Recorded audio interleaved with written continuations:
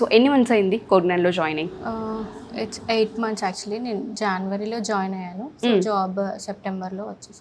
Job సెప్టెంబర్లో వచ్చింది. Okay. So first ఇక్కడ జాయిన్ అయ్యేటప్పుడు ఏ ఎక్స్పెక్టేషన్తో జాయిన్ అయ్యారు కోడ్9లో?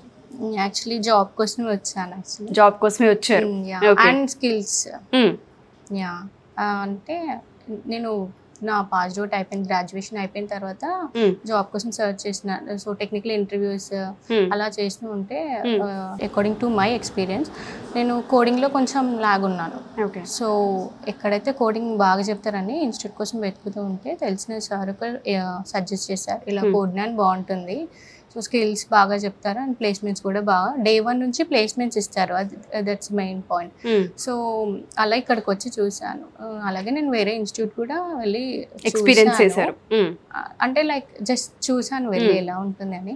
So comparing to other institutes ఇది బెస్ట్. ఎందుకంటే అక్కడ నెంబర్ ఆఫ్ పీపుల్ ఉండి మైక్తో చెప్తూ అలా ఉంటుంది. సో ఇక్కడ అలా ఉండదు. సో నెంబర్ ఆఫ్ పీపుల్ కొంచెం తక్కువ ఉంటారు. ఓకే. అంటే ప్రతి స్టూడెంట్ ఇంటరాక్షన్ ఉంటుంది ఇక్కడ. ఓకే. ఇంటరాక్షన్ ఉంటుంది. సో కాన్సన్ట్రేషన్ కూడా కొంచెం బాగుంటుంది కదా అని చెప్పేసి ఇక్కడికి వచ్చింది.